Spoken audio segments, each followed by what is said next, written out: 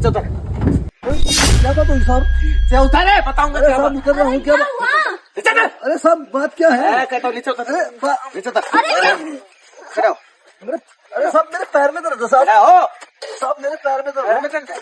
आप ऐसे कैसे झूठ बोलता है तू। साहब हुआ क्या? ऐसे कैसे खींच रहे हो आप? मेरे पैर में दर्द है साहब। ये कौन है?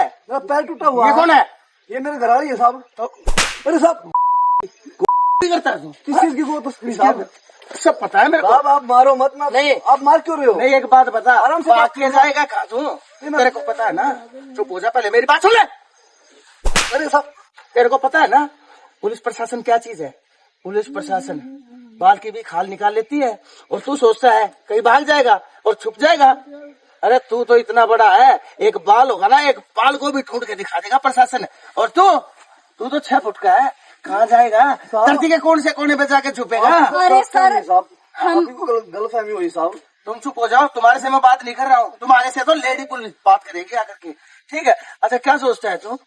अरे हिंदुस्तानी है तू और करता है, गाय हमारी माता है, उसको पूजना चाहिए। और तू इसके अंदर, इस ट्रक के अंदर उनकी स्मगलिंग करता है तू। साहब आप मार क्यों रहे? मैं किसने बोला आपको? मैं सामग्री करता हूँ साहब। हाँ साहब मेरा काम दूसरा है साहब जी। आप में गलतफहमी हुई साहब। अच्छा मेरी आंखें हैं ये, देख सकता हूँ मैं, दिमाग है मेरे पास, समझ सकता हूँ मैं, आंखों से पहचान लेता हूँ मुस्लिम को। और तेरी इतनी गंदी और घिनौनी आंखें हैं, साफ साफ बयान कर रही है कि तू झूठ बोल रहा है। तू हम तो बस 10 दिन से ही ट्रक चला मेरे रहे से हैं। बात करने की जरूरत नहीं है, पता है ना आपको? मैं बोल रहा हूँ आपसे बात करेगी लेडी पुलिस। मेरी गाड़ी भी यही चला रही थी साहब। मेरे पैर से चला भी नहीं जाता साहब। अच्छा अब ये भी झूठ बोल रहा है? कौन सी लड़की, कौन सी औरत देखी है तेरे को ट्रक चलाते हुए? अरे कम से कम झूठ बोलना तो सीख ले। साहब ये चलाती है साहब जी। अब तू क्या सोच रहा है? ऐसा है साहब जी। इसके बाद में चलाती है। अच्छा कितनी झूठ और बोलेगा तू? अरे साहब कितनी झूठ और बोलेगा तू? साहब जी देखिए ये बात गलत है साहब। ए, कितनी झूठ और आप बोलेगा? चालान काट सकते हो लेकिन ये चालान नहीं काटूंगा मैं, चालान नहीं काटूंगा, तेरे को तो मैं अंदर डालूंगा। तेरे ऊपर गो तस्करी का कितना घिनौना इल्जाम लगवाऊंगा। तेरे को तो पीछे सुनना पड़ेगा सारी जिंदगी। तेरे को तो मैं बख्शूंगा साहब जी नहीं। आप क्या बात करो? वो तस्करी मैंने कब कर दी साहब जी? मेरा काम दूसरा है साहब जी। आपको गलतफहमी हुई है। तेरा काम? हाँ। एक काम कर तू मेरे साथ। अरे साहब जी कहाँ लेके जा रहे हो साहब जी? हाँ अरे साहब जी तेरी गाड़ी का नंबर है? अरे साहब गाड़ी का नंबर है तेरे? देख ये देख, ये नंबर देखो साहब इसी गाड़ी का नंबर है ना? हाँ या ना बोल। हाँ हमारा है। हाँ तो अब चुप हो जा। अब तुम्हारे पास, तुम्हारी आंखों के सामने सबूत भी दिखा दिया ना मैंने।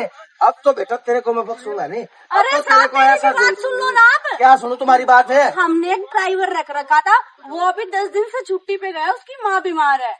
हम तो अभी 10 दिन से ही चला रहे हैं ट्रक।